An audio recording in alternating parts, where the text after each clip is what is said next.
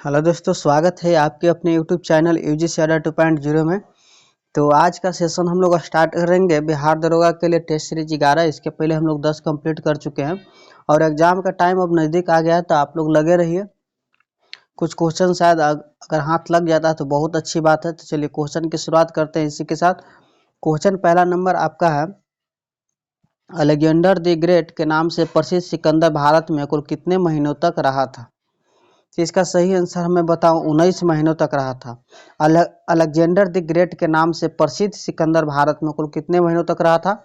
19 महीनों तक रहा था। नेक्स्ट नंबर क्वेश्चन है कि सप्तरथ मंदिर का निर्माण पल्लव नरेश नरसिंह वर्मन प्रथम ने कहां पर करवाया?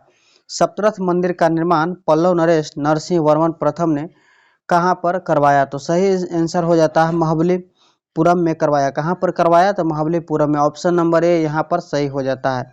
नेक्स्ट नंबर क्वेश्चन की ओर हम लोग चलते हैं। क्वेश्चन यहाँ पर है कि भारत में मुस्लिम राज का संस्थापक मोहम्मद गौरी को माना जाता है, परंतु भारत में स्वतंत्र मुस्लिम राज का संस्थापक किसे माना जाता है?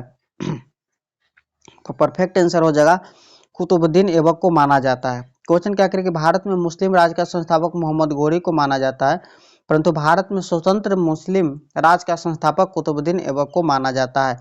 नेक्स्ट नंबर क्वेश्चन है, मुगल काल में सर्वाधिक मनसबदार किसके शासन काल में था? मुगल काल में सर्वाधिक मनसबदार किसके शासन काल में था? तो सही आंसर हो जाता है ऑप्शन नंबर ए, औरंगजेब के शासन काल में था। किसके शासन काल में था?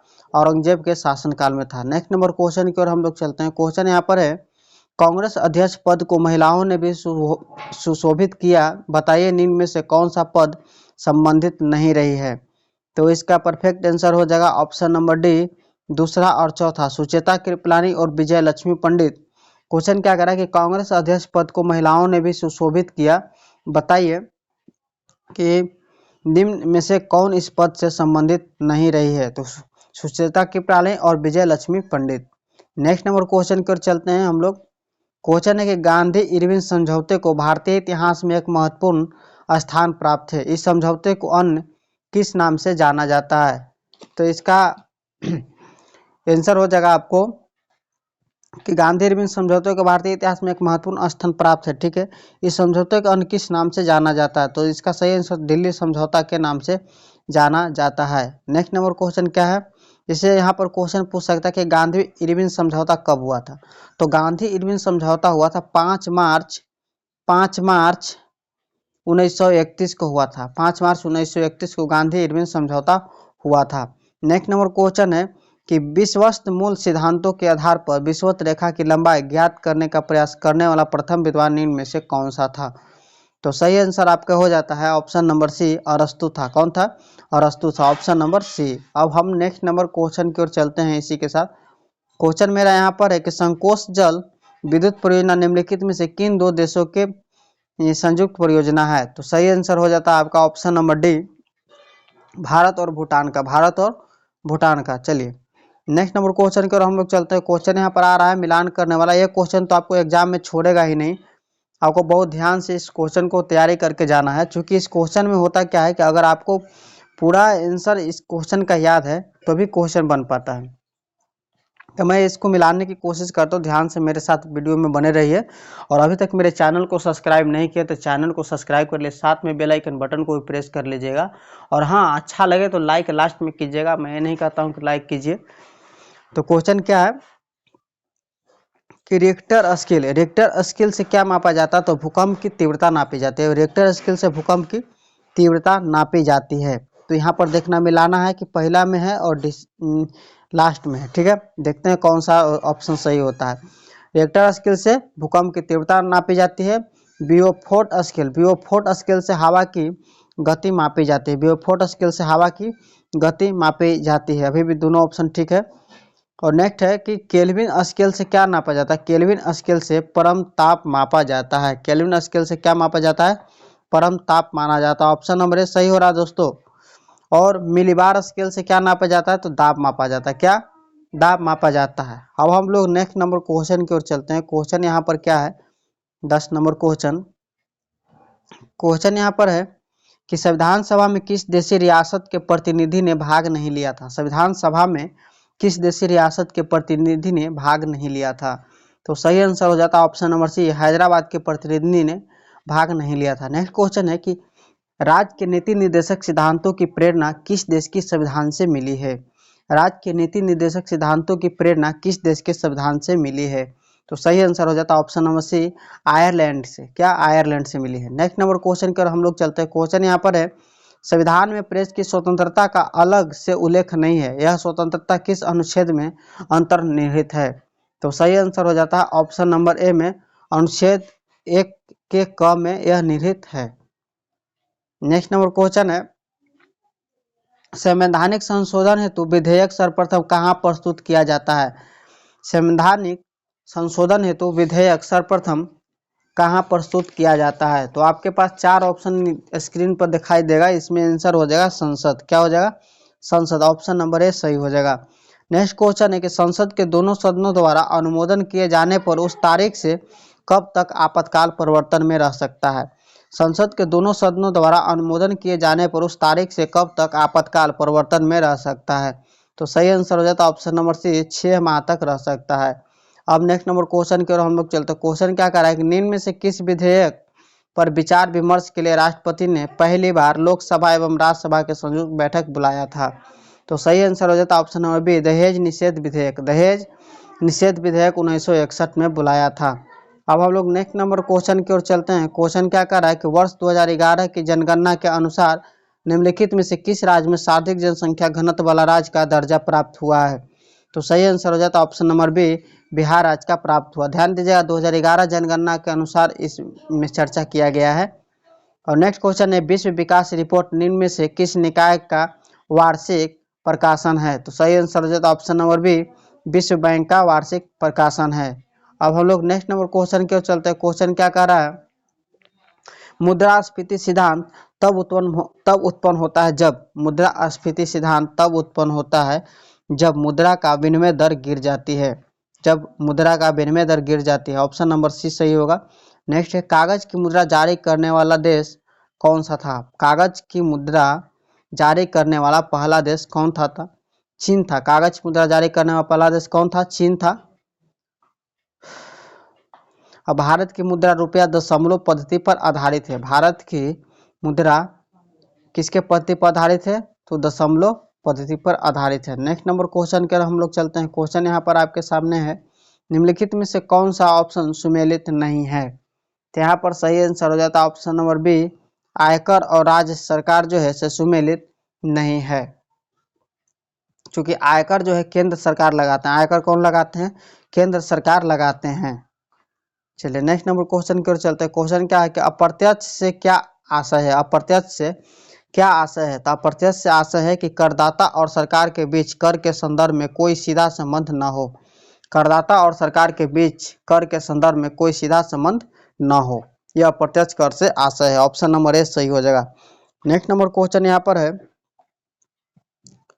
विश्व के बच्चों का भविष्य किसके द्वारा प्रकाशित की जाती है? विश्व के बच्चों का भविष्य किसके द्वारा प्रकाशित की जाती है? विश्व स्वास्थ्य संगठन द्वारा। विश्व स्वास्थ्य संगठन द्वारा प्रकाशित की जाती है। ऑप्शन नंबर ए सही हो जाएगा। ये यानी दूसरा है क्या? यूनिसेफ द्वारा। ऑप्शन नंबर 2 भी सही हो जाएगा, 1 और 2। नेक्स्ट नंबर क्वेश्चन है, निवेश निर्गत विश्लेषण प्रायः क्या कहलाता है? निवेश निर्गत विश्लेषण प्रायः क्या कहलाता है? तो यहाँ पर आपके आंसर होंगे कि लागत लाभ विश्लेषण कहलाता है। क्या कहलाता है? निवेश निर्गत लागत लाभ विश्लेषण कहलाता है। अब नेक्स्ट क्वेश्चन है कि सरकार ने बीमा व्यवसाय के नियमन के लिए गठन किया है, यानी सरकार ने बीमा व्यवसाय के नियमन के लिए किसको गठन किया है? तो सही आंसर आपको हो जाता है ऑप्शन नंबर सी, इंश्योरेंस नियामक एवं विकास प्राधिकरण को गठन किया है। ऑप्शन नंबर सी सही होगा। नेक्स्ट नंबर क्वेश्चन की ओर चलते हैं। क्वेश्चन है कि निम्नलिखित में से समय का मात्रक नहीं है।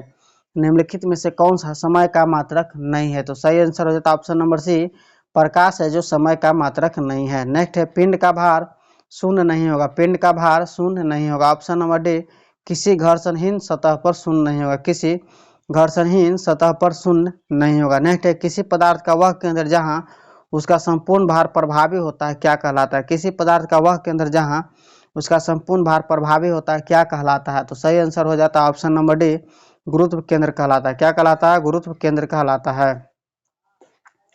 और नेक्स्ट नंबर क्वेश्चन है कि एक ठोस वस्तु को द्रव में पूर्णतः डुबाया जाता है तो उसका भार कम प्रतीत होता है। वस्तु का ऊर्ध्व बल निम्न में से किस पर निर्भर करता है? एक ठोस वस्तु को द्रव में पूर्णतः डुबाया जाता है तो उसका भार कम प्रतीत होता है। वस्तु का ऊर्ध्व बल निम्न में से किस पर निर्भर करता है? तो सही आंसर हो जाता है आपका सामने कि वस्तु का ऑप्शन नंबर बी सही हो जाता है कि ठोस वस्तु का घनत्व, ठोस वस्तु का घनत्व, ऑप्शन नंबर आपका बी सही हो जाता है। नेक्स्ट नंबर क्वेश्चन की ओर हम लोग चलते हैं। क्वेश्चन यहाँ पर आपके सामने है कि निम्न कथनों में से सही कथन का चुनाव कीजिए। तो निम्न कथनों में से सही कथन का चुनाव करना है तो ऑप्शन नंबर बी सही हो जाता है, दूसरा और तीसरा, यानी मलेरिया प्लाज्मोडियम से होता है, टाइफाइड जीवाणु से होता है, दोनों ऑप्शन सही है। नेक्स्ट नंबर क्वेश्चन की ओर चलते हैं। क्वेश्चन है कि 1 ग्राम ईंधन के जलने से मुक्त ऊष्मा को क्या कहा जाता है? 1 ग्राम ईंधन को जलने से मुक्त ऊष्मा को क्या कहा जाता है? ऑप्शन नंबर यहाँ पर डी सही हो जाए, उष्मीय मान कहा जाता है। क्या कहा जाता है? उष्मीय मान कहा जाता है। नेक्स्ट है मोटर वाहन में पीछे का दृश्य दिखाने वाले दर्पण होते हैं। मोटर वाहन में पीछे का दृश्य दिखाने वाले दर्पण होते हैं। तो सही आंसर आपका हो जाता है ऑप्शन नंबर बी उत्तल। क्या होता है? उत्तल होता है। नेक्स्ट नंबर क्वेश्चन की ओर चलते हैं। क्वेश्चन है प्रकाश का रंग निश्चित किया जाता है उसके, प्रकाश का रंग निश्चित किया जाता है उसके तरंगदैर्घ्य द्वारा, उसके तरंगदैर्घ्य द्वारा। नेक्स्ट है निम्नलिखित में से कौन विद्युत का सबसे खराब चालक है? निम्नलिखित में से कौन विद्युत का सबसे खराब चालक है? तो सही आंसर हो जाता है आपका ऑप्शन नंबर डी कार्बन। कौन सा विद्युत का सबसे खराब चालक? कार्बन है। नेक्स्ट नंबर क्वेश्चन की ओर चलते हैं। क्वेश्चन है कि एक शुष्क सेल में कौन सी ऊर्जा पाई जाती है? एक शुष्क सेल में कौन सी ऊर्जा पाई जाती है? तो ऑप्शन नंबर आपका सी हो जाएगा, रासायनिक ऊर्जा पाई जाती है। इसके बाद हम लोग बिहार दरोगा का एग्जाम हो जाता है, उसके बाद हम लोग स्टार्ट करेंगे बिहार एसएससी जो चल रहा था उसको कंटिन्यू क्लास करेंगे। बहुत बेहतरीन तरीके से पीपीटी तैयार करने में लगे हुए हैं, बहुत ही आपको फायदेमंद होगा। वो पीपीटी तैयार हो रहा है, उसमें आपको साइंस और आर्ट्स दोनों क्वेश्चन को मिलाकर टाइप किया गया है। तो नेक्स्ट नंबर यहाँ पर क्वेश्चन है कि हाइड्रोजन बम किस सिद्धांत पर आधारित है? हाइड्रोजन बम किस सिद्धांत पर आधारित है? तो ऑप्शन नंबर आपका डी हो जाता है, अनियंत्रित श्रृंखला अभिक्रिया, अनियंत्रित श्रृंखला अभिक्रिया पर निर्धारित है। नेक्स्ट नंबर क्वेश्चन है टेलीविजन सिग्नल एक विशिष्ट दूरी के बाद समांतर टीवी सेट द्वारा ग्रहण नहीं किए जाते हैं, कारण क्या है? तो सही आंसर हो जाता है ऑप्शन नंबर डी, पृथ्वी की वक्रता, पृथ्वी की वक्रता। नेक्स्ट नंबर क्वेश्चन की ओर हम लोग चलते हैं। क्वेश्चन है कि वह सबसे छोटा कण जिसमें उस तत्व के सभी गुण विद्यमान हो, वह सबसे छोटा कण जिसमें उस तत्व के सभी गुण विद्यमान हो क्या कहलाता है? तो सही आंसर आपके हो जाते हैं कि परमाणु कहलाता है। वह सबसे छोटा कण जिसमें तत्व के सभी गुण विद्यमान हो वह परमाणु कहलाता है। अब हम लोग नेक्स्ट नंबर क्वेश्चन पर चलते हैं। आधुनिक आवर्त सारणी किसके नियम पर आधारित है? आधुनिक आवर्त सारणी किसके नियम पर आधारित है? तो सही आंसर हो जाता है ऑप्शन नंबर बी, मोसले पर आधारित है। नेक्स्ट नंबर क्वेश्चन की ओर चलते हैं। क्वेश्चन यहाँ पर है हाइड्रोजन के रेडियोधर्मी समस्थानिक को क्या कहते हैं? हाइड्रोजन के रेडियोधर्मी समस्थानिक को ट्रिटियम कहते हैं, ट्रिटियम कहते हैं। ऑप्शन नंबर डी सही हो जाएगा। हाइड्रोजन के कितने समस्थानिक होते हैं? तो हाइड्रोजन के 3 समस्थानिक होता है। हाइड्रोजन के कितने समस्थानिक होते हैं? तो हाइड्रोजन के 3 समस्थानिक होते हैं। अब क्वेश्चन आता है कि ड्यूटेरियम की खोज किसने किया? इसमें है कि ड्यूटेरियम की खोज किसने किया? तो ड्यूटेरियम की खोज यूरे ने किया, ठीक है। और ड्यूटेरियम को ही भारी हाइड्रोजन कहा जाता है, ड्यूटेरियम को ही भारी हाइड्रोजन भी कहा जाता है। अब हम लोग नेक्स्ट नंबर क्वेश्चन की ओर बढ़ेंगे। क्वेश्चन है कि हैबर की प्रक्रिया किसके विनिर्माण में प्रयुक्त होती है? हैबर की प्रक्रिया किसके विनिर्माण में प्रयुक्त होती है? तो सही आंसर हो जाता है अमोनिया के विनिर्माण में, ऑप्शन नंबर डी। नेक्स्ट है रस्ट जंग की रासायनिक संरचना लगभग है, रस्ट जंग की रासायनिक संरचना लगभग क्या है? ऑप्शन नंबर सी 2FeO3 3H2O, 2FeO3 3H2O है। नेक्स्ट नंबर क्वेश्चन है पेंसिल का लेड है, पेंसिल का लेड क्या है? पेंसिल का लेड क्या है? ऑप्शन नंबर ए ग्रेफाइड है, पेंसिल का लेड क्या है? ग्रेफाइड है। नेक्स्ट है कास्टिक सोडा का रासायनिक सूत्र क्या है? कास्टिक सोडा का रासायनिक सूत्र NaOH है। क्या है? NaOH है। कास्टिक सोडा का रासायनिक सूत्र क्या है? NaOH है। अब हम लोग नेक्स्ट नंबर क्वेश्चन की ओर चलते हैं। क्वेश्चन यहाँ पर है कि चूना पत्थर का रासायनिक नाम क्या है? चूना पत्थर का रासायनिक नाम क्या है? बहुत ही इंपॉर्टेंट सवाल है। चूना पत्थर का रासायनिक नाम आपका हो जाता है कैल्शियम कार्बोनेट है। क्या है? Calcium carbonate. Option number A सही हो जाता है, कैल्शियम कार्बोनेट है। चुनना पत्थर का रासायनिक नाम। पूछा जाए इसमें हम लोग का मार्स गैस का रासायनिक नाम तो मीथेन है। और हाराकसिस ज़्यादा इंपॉर्टेंट है, हाराकसिस एग्जाम में देखने को मिलेगा। हाराकसिस का रासायनिक नाम फेरस सल्फेट है। ओलियम का रासायनिक नाम फ्यूमिंग सल्फ्यूरिक अम्ल है। क्या है? फ्यूमिंग सल्फ्यूरिक अम्ल है। तो नेक्स्ट क्वेश्चन है कि जीव कोशिका पादप कोशिका से भिन्न होते हैं क्योंकि जीव कोशिका पादप कोशिका से भिन्न होते हैं क्योंकि उसमें ऑप्शन नंबर सी तारक केंद्र होते हैं। क्या होते हैं? तारक केंद्र होते हैं। ऑप्शन नंबर बी सही हो रहा है, तारक केंद्र होते हैं और कोशिका भित्ति नहीं होती है। चलिए नेक्स्ट नंबर क्वेश्चन की ओर हम लोग चलते हैं। नहीं सॉरी दोस्तों, क्वेश्चन यहाँ पर गड़बड़, मैंने आंसर बता दिया। क्या है कि कोशिका भित्ति नहीं होती है और हरित लवक नहीं होते और तारक केंद्र होते हैं। ऑप्शन नंबर सी सही होता है। ठीक है, ऑप्शन नंबर सी सही हो जाता है। अब हम लोग नेक्स्ट नंबर क्वेश्चन की ओर चलेंगे। क्वेश्चन यहाँ पर है कि विश्व युवा कौशल दुनिया भर में कब मनाया जाता है? विश्व युवा कौशल दिवस दुनिया भर में कब मनाया जाता है? तो ऑप्शन नंबर बी हो जाता है, 15 जुलाई को मनाया जाता है। नेक्स्ट नंबर क्वेश्चन यहाँ पर है कि अमोदर और प्रमोद अकेले अकेले काम करते हुए एक दीवार को क्रमशः 15 और 24 दिन में कर देते हैं। कितने दिन में करते हैं? 15 और 24 दिन में कर देते हैं। ठीक है, अब पूछ रहा है कि 15-24 दिन में रंग सकते हैं। ठीक है, एक साथ काम करना शुरू करते हैं लेकिन काम पूरा होने से 11 दिन पहले आमोद काम छोड़कर चला जाता है। तो कार्य पूरा करने में कुल कितने दिनों लगेगा? तो यहाँ पर हम लोग दोनों के एलसीएम निकालने के बाद 120 आता है कुल काम। उसके बाद यहाँ से भागा देते हैं तो दक्षता क्षमता यानी निकल कर जाता है 8/5 यहाँ आ जाता है। तो काम पूरा होने में 11 दिन पहले आमोद चला जाता है। तो 11 दिन तक काम प्रमोद ने पूरा करेगा। प्रमोद 11 दिन का काम कितने दिन में करेगा? तो 5 दिन और एक्स्ट्रा लगेगा, 11 गुने 5। ऑप्शन नंबर यहाँ पर हो जाएगा 65। 65 भी नहीं होगा, यहाँ पर 16 दिन होगा। कैसे कि 55 तो हो गया और शेष काम को अमोद और प्रमोद मिलकर इसको कितना दिन में किया है? तो 120 माइनस 55 बराबर 65 दिन होता है। तो 65 काम में लगा समय कितना होता है? 8 3 और 5। थोड़ा सा ये ऑप्शन हिसाब टेढ़ा है, आप लोग इसका स्क्रीनशॉट ले लीजिएगा। इसका सही आंसर मैं बता रहा हूँ, ऑप्शन नंबर ए हो जाएगा 16 दिन। नेक्स्ट है, खाद्य पदार्थ को हम किस इकाई में माप सकते हैं? खाद्य पदार्थ को किस इकाई में माप सकते हैं? कैलोरी में माप सकते हैं। खाद्य पदार्थ को किस इकाई में माप सकते हैं? कैलोरी में माप सकते हैं। नेक्स्ट नंबर क्वेश्चन है कि निम्नलिखित में से कौन विटामिन ए का समृद्ध स्रोत है? तो यहाँ पर आपके आंसर हो जाएंगे, सही आंसर आपके हो जाते हैं ऑप्शन नंबर बी। क्या है? गाजर है। विटामिन ए में गाजर आ जाता है। गाजर में कैरोटीन पाया जाता है। विटामिन ए का रासायनिक नाम पूछे तो विटामिन ए का रासायनिक नाम रेटिनॉल होता है। क्या होता है? रेटिनॉल। विटामिन ए के कमी से होने वाले रोग रतौंधी है। क्या है होने वाले रोग? रतौंधी है।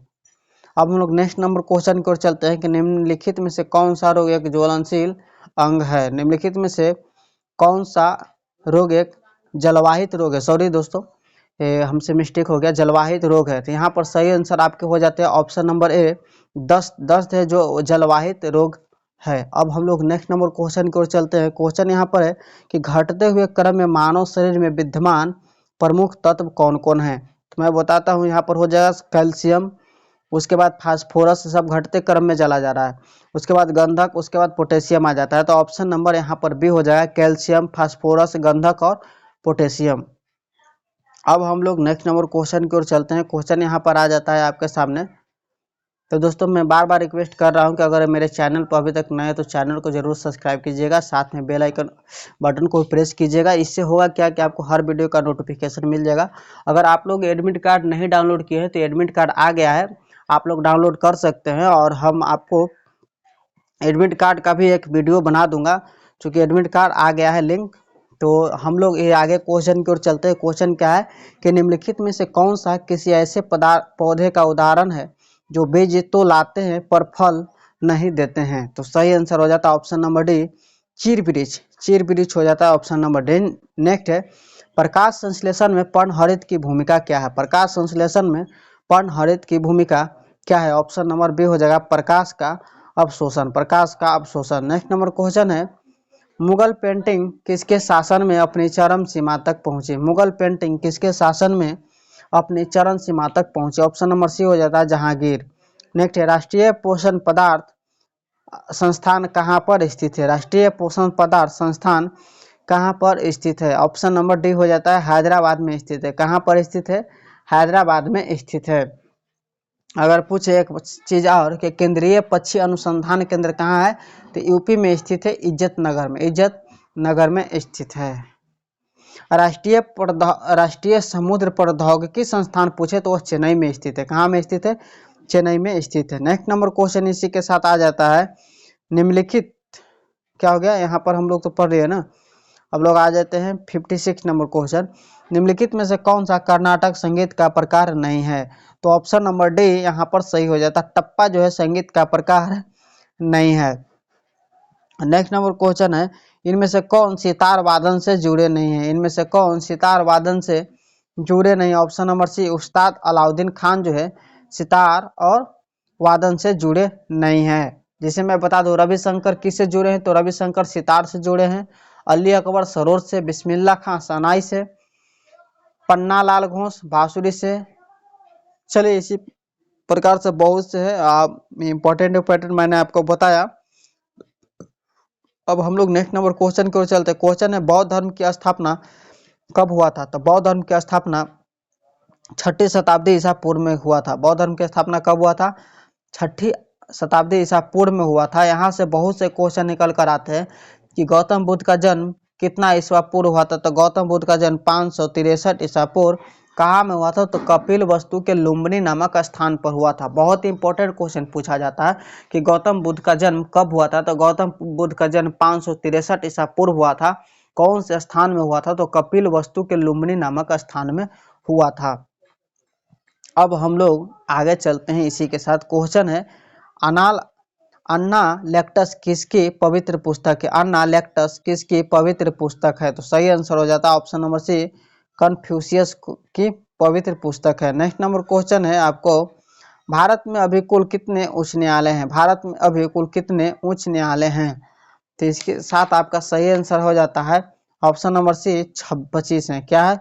25 है। अब हम लोग नेक्स्ट नंबर क्वेश्चन की ओर चलते हैं। क्वेश्चन है, प्रत्येक माह कृतिका अपनी आय का 30% घर के किराए पर और से 60% घरेलू व्यय पर खर्च करती है।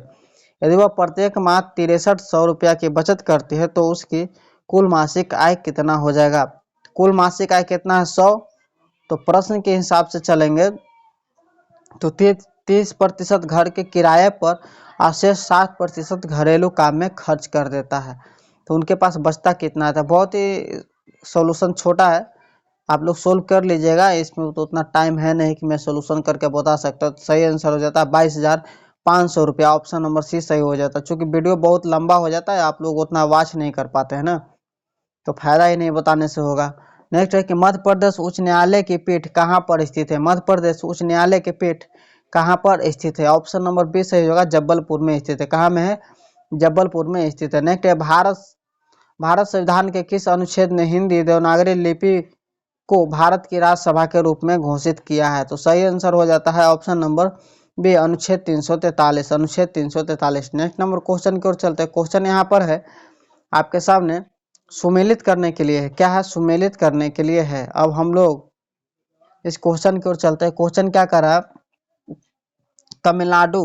अब इसमें त्योहार से रिलेटेड आता है, बहुत ही इंपॉर्टेंट सवाल यहाँ से आप लोग को याद होने वाला है। जैसे तमिलनाडु पोंगल से है, तमिलनाडु में कौन सा त्यौहार मनाया जाता है? तो तमिलनाडु में पोंगल त्यौहार मनाया जाता है। पश्चिम बंगाल में क्या मनाया जाता है? पश्चिम बंगाल में डोल पूर्णिमा मनाई जाती है। पश्चिम बंगाल में डोल पूर्णिमा मनाई जाती है। तो यहाँ पर शायद लगता है इसके हिसाब से ऑप्शन नंबर डी सही हो जाता है। केरल में कौन सा? तो केरल में ओणम मनाया जाता है। केरल में ओणम मनाया जाता है। असम में बिहू मनाया जाता है। असम में बिहू मनाया जाता है। मैं कुछ इंपॉर्टेंट बता देता हूँ। इसका लोक नृत्य से एक मैंने वीडियो स्टैटिक जीका का बनाया है, वहां से आप लोग जरूर वॉच कीजिएगा, काफी फायदेमंद होगा। मेरे साथ सुनिए। जैसे उत्तराखंड का लोक नृत्य क्या क्या है? तो उत्तराखंड का लोक नृत्य आपको बता दें, गढ़वाली, चपादी, कजरी और झोरा है। और गोवा का पूछा जाए तो मांडी, झगोर, खोल और डकनी। राजस्थान का झूमर, धपाल, फुंदी, पनिहारी। और महाराष्ट्र का पूछे तो लावनी, नकटा, कोली, मौनी, पुवारा। इसी प्रकार से पश्चिम बंगाल का पूछा जाए तो काठी, गंभीरा, ढाली, जात्रा, कीर्तन, मरासिया। चलिए अब हम लोग नेक्स्ट नंबर क्वेश्चन की ओर चलते हैं। क्वेश्चन यहाँ पर है, एक मैथ का क्वेश्चन है। एक कार 16,000 रुपया की खरीदी और इसके मूल्य पर 10% वर्ष के हिसाब से कम होता है। 2 साल बाद इसका मूल्य कितना होगा? 2 साल बाद इसका मूल्य कितना हो जाएगा? तो 16,000 में खरीदा है भाई, ठीक है ना। 2 साल बाद पूछ रहा है 10% से, तो 10 बटा यहाँ पर 100 करेंगे, चक्रवृद्धि ब्याज वाला हिसाब है, 2 वर्ष समय है। अब इसको हम लोग काट कूट करेंगे तो यहाँ पर 16,000 गुने 81/100 आएगा। 81/100 आएगा, 2 शून्य से 2 शून्य उड़ जाएगा।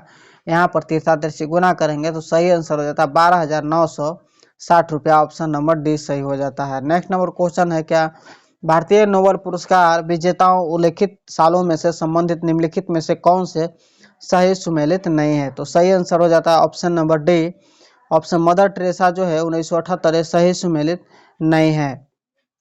अब नेक्स्ट नंबर क्वेश्चन की ओर हम लोग चलते हैं। क्वेश्चन है कि संयुक्त राष्ट्र की महासभा का प्रथम नियमित सत्र कहाँ पर आयोजित हुआ था? संयुक्त राष्ट्र की महासभा का प्रथम नियमित सत्र कहाँ पर आयोजित हुआ था? तो सही आंसर हो जाता है ऑप्शन नंबर सी, लंदन में आयोजित हुआ था। अब नेक्स्ट नंबर क्वेश्चन की ओर हम लोग चलते हैं। क्वेश्चन है कौन सी राज्य चक्रवृद्धि ब्याज दर 1 वर्ष के अंत में 650 रुपये और 2 वर्ष के अंत में 676 रुपये हो जाएंगे? तो सही आंसर हो जाता है ऑप्शन नंबर सी, 625 रुपया। क्या हो जाता है? 625 रुपया। आप लोग सोल्यूशन कर दीजिएगा। नेक्स्ट क्वेश्चन है कि किसी पुस्तक को 320 रुपया बिक्री करने पर उसे 20% की हानि होती है। 320 रुपया में उस पुस्तक को बेचने पर कितने प्रतिशत का लाभ होगा? 380 रुपया में बेचने पर। तो सही आंसर आपको मैं इसका भी बता देता हूँ। ऑप्शन नंबर आपको बी हो जाएगा, 5 सी हो जाएगा, 5% हानि होगा। ऑप्शन नंबर सी। नेक्स्ट है कि सन 1962 में, क्वेश्चन का स्क्रीनशॉट ले लीजिए। सन 1962 में भारत का प्रथम भारी जल संयंत्र कहाँ स्थापित किया गया है? भारी जल कहाँ? तो ऑप्शन नंबर सी सही हो जाएगा। क्या हो जाएगा? ऑप्शन नंबर सी, बड़ोदरा में है। क्या है? बड़ोदरा में है। अब नेक्स्ट नंबर क्वेश्चन की ओर चलते हैं हम लोग। क्वेश्चन है भारत के बीमारू राज्यों में सबसे घना आबादी राज्य क्या है? भारत के बीमारू राज्यों में सबसे घना आबादी राज्य क्या है? ऑप्शन नंबर ए सही हो जाएगा, बिहार है। नेक्स्ट है ग्राम पंचायत के चुने हुए सदस्य उप मुखिया का चुनाव करते हैं। उप मुखिया के निर्वाचन के संदर्भ में निम्नलिखित में कौन सा वक्तव्य सही नहीं है? तो सही आंसर आपके हो जाते हैं ऑप्शन नंबर ए सही नहीं है। क्या? उप मुखिया के चुनाव में मुखिया मतदाता होगा। उप मुखिया के चुनाव में मुखिया मतदाता होगा। अब हम लोग नेक्स्ट नंबर क्वेश्चन की ओर चलते हैं। क्वेश्चन यहाँ पर है ग्राम सभा का एक या अधिक संख्या में निगरानी समिति का गठन कर सकती है। इस समिति का गठन किसके द्वारा जारी किया जा सकता है? तो सही आंसर आपके सामने हो जाता है ऑप्शन नंबर डी, ऐसे व्यक्तियों से जो ग्राम पंचायत के सदस्य न हो। नेक्स्ट है निम्न में से कौन सा भारतीय राज्य म्यांमार देश की सीमा पर स्थित नहीं है? निम्न में से कौन सा भारतीय राज्य म्यांमार देश की सीमा पर स्थित नहीं है? तो सही आंसर आपका हो जाता है, मैं आपको इस क्वेश्चन को सोल्यूशन में बताने की कोशिश करता हूँ। क्या है कि निम्न में से कौन सा भारतीय राज्य म्यांमार देश की सीमा पर स्थित नहीं है?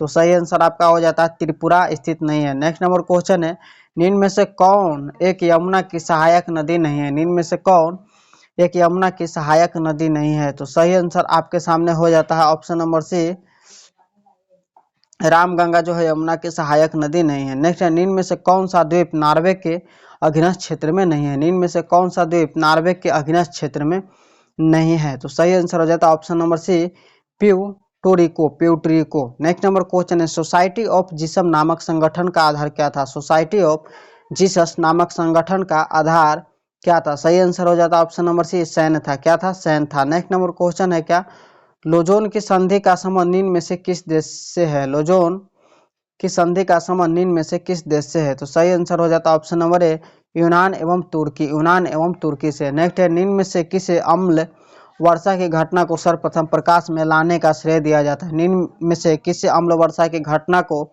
सर्वप्रथम प्रकाश में लाने का श्रेय दिया जाता है? तो सही आंसर आपका हो जाता है ऑप्शन नंबर ए, रॉबर्ट एंगस स्मिथ को। रॉबर्ट एंगस स्मिथ को। नेक्स्ट है धर्मनिरपेक्षता प्रेरित करती है। धर्म निरपेक्षता प्रेरित करती है। ऑप्शन नंबर सी सही हो जाएगा, वोट बैंक की राजनीति। वोट बैंक की राजनीति। नेक्स्ट नंबर क्वेश्चन है विवाह की उत्पत्ति किससे मानी जाती है? विवाह की उत्पत्ति किससे मानी जाती है? तो सही आंसर हो जाता है आपका ऑप्शन नंबर ए, मानवीय इच्छाओं से माने जाती है, मानवीय इच्छाओं से माने जाती है। नेक्स्ट है, मर्दानी नींद में से किस राज्य का परंपरागत युद्ध कौशल है? मर्दानी नींद में से किस राज्य का परंपरागत युद्ध कौशल है? तो सही आंसर हो जाता है ऑप्शन नंबर डी, महाराष्ट्र का। नेक्स्ट है, फीफा विश्व कप 2026 की मेजबानी का अधिकार किस देश ने जीता? फीफा विश्व कप 2026 की मेजबानी का अधिकार किस देश ने जीता? तो सही आंसर हो जाता है उपरोक्त में से सभी। अमेरिका ने जीता, मैक्सिको और कनाडा ने भी जीता। ऑप्शन नंबर डी सही हो जाएंगे। नेक्स्ट नंबर क्वेश्चन है, BBC Indian sports woman of the year पुरस्कार 2022 किसने जीता था? तो सही आंसर आपको हो जाएगा option number B, Mirabai Chanu ने। मीराबाई चानू ने। ये ऑप्शन पहले से प्रीवियस ईयर्स है तो इसमें है लिख दिया गया है। नेक्स्ट नंबर क्वेश्चन है कि as good as my word नामक पुस्तक के लेखक कौन है? As good as my word नामक पुस्तक के लेखक कौन है? तो सही आंसर आपके हो जाते हैं ऑप्शन नंबर ए, के एम चंद्रशेखर है। K M Chandrashekhar, option number A सही हो जाएगा। नेक्स्ट है, my life as a comrade पुस्तक किसकी आत्मकथा है? My life as a comrade पुस्तक किसकी आत्मकथा है? तो सही आंसर हो जाता है ऑप्शन नंबर सी, के शैलेजा का है। के शैलेजा का। नेक्स्ट है, फरवरी 2023 में साइक्लोन ग्रेबिरियन ने किस देश को प्रभावित किया था? तो यहाँ पर आपके आंसर हो जाता है ऑप्शन नंबर ए, न्यूजीलैंड को प्रभावित किया था। नेक्स्ट नंबर क्वेश्चन है, अंतर्राष्ट्रीय वन दिवस के अवसर पर टिकली गांव हरियाणा में किसने अरावली ग्रीन वॉल परियोजना का शुभारंभ किया है? तो सही आंसर हो जाता है भूपेंद्र यादव ने किया है। Option number B. नेक्स्ट है, किस वर्ष तक पूरे भारत को डॉपलर वेदर रडार नेटवर्क से जोड़ने की घोषणा की गई है? तो सही आंसर हो जाते हैं ऑप्शन नंबर बी, 2025 में किया गया है। नेक्स्ट नंबर क्वेश्चन आपका है कि केंद्र सरकार ने कितनी राशि मंजूर पीएम विश्वकर्मा स्कीम हेतु अगस्त 2023 में दी है?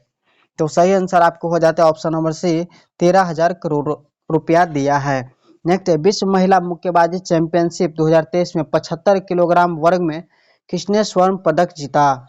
तो सही आंसर हो जाता है ऑप्शन नंबर ए, लवलीना बुर्गोहन ने जीता है। ऑप्शन नंबर ए सही हो जाएगा। नेक्स्ट है, 68वें हुंडई फिल्मेयर पुरस्कारों में से किस फिल्म में सर्वश्रेष्ठ फिल्म पुरस्कार जीता है? तो सही आंसर आपको हो जाते हैं गंगूबाई कठियावारी ने जीता है। गंगूबाई कठियावारी ने जीता है। अब हम लोग नेक्स्ट नंबर क्वेश्चन की ओर चलते हैं। क्वेश्चन यहाँ पर है, केंद्रीय बजट 2023 से 24 के 7 प्राथमिकताएं सप्तवर्षीय योजना में क्या शामिल नहीं है? तो सही आंसर हो जाता है हेल्थ सेक्टर शामिल नहीं है। Option number B. नेक्स्ट है, 26 मार्च 2023 को लॉन्च किए गए वन वेब इंडिया 2 मिशन के लिए इस्तेमाल किए गए लॉन्च वाहन का नाम क्या है? तो सही आंसर हो जाता है ऑप्शन नंबर ए, LV-M3 है। नेक्स्ट नंबर क्वेश्चन है, किस वर्ष को बाजरा का अंतर्राष्ट्रीय वर्ष घोषित किया गया है? किस वर्ष को बाजरा का अंतर्राष्ट्रीय वर्ष घोषित किया गया है? तो सही आंसर हो जाता है ऑप्शन नंबर डी, 2023 को घोषित किया गया है। नेक्स्ट है, किस राज्य सरकार ने पदोन्नति में विकलांग कर्मचारियों हेतु 4% आरक्षण की घोषणा की है? तो सही आंसर हो जाता है ऑप्शन नंबर बी, महाराष्ट्र सरकार ने की है। नेक्स्ट नंबर क्वेश्चन है कि सिडनी क्रिकेट ग्राउंड ने ब्रायन लारा के नाम वाले ग्रेट का अनावरण किस खिलाड़ी के नाम पर किया गया है? तो सही आंसर हो जाता है option number B, Sachin Tendulkar के नाम पर किया गया है। नेक्स्ट नंबर क्वेश्चन है, सबलार्टन स्कूल ऑफ हिस्ट्री के जनक कौन थे जिनका 29 अप्रैल 2023 को निधन हो गया है? सबलार्टन स्कूल ऑफ हिस्ट्री के जनक कौन थे? तो सही आंसर हो जाता है रंजीत गुहा थे। रंजीत गुहा थे। ऑप्शन नंबर सी सही हो जाएंगे। नेक्स्ट है, 2023-24 अवधि हेतु नेस्कॉम के अध्यक्ष किसे नियुक्त किया गया है? नेस्कॉम का अध्यक्ष किसे नियुक्त किया गया है? ऑप्शन नंबर बी, अनंत माहेश्वरी को। नेक्स्ट नंबर क्वेश्चन है, 5 मार्च 2023 को रियाद में आयोजित संतोष ट्रॉफी 2023 का फाइनल किसने जीता है? 5 मार्च 2023 को रियाद में आयोजित संतोष ट्रॉफी 2023 का फाइनल किसने जीता है? ऑप्शन नंबर ए, कर्नाटक ने जीता है। तो दोस्तों आज का क्लास इतना ही रखेंगे, मिलेंगे हम लोग नेक्स्ट क्लास में। इस क्लास का PDF पाने के लिए हमारे टेलीग्राम पेज को फॉलो कीजिए, डिस्क्रिप्शन में लिंक दिया हुआ है और सारे प्लेलिस्ट का भी लिंक दिया गया है। चूँकि बिहार SSC का भी सेट चल रहा है और बिहार दरोगा का भी सेट चल रहा है। एग्जाम 17 दिसंबर का है, आप लोग भूलिए नहीं, जरूर एकदम रेडी रहिए एग्जाम देने के लिए। तो ठीक है दोस्तों, तब तक के लिए बेस्ट ऑफ लक।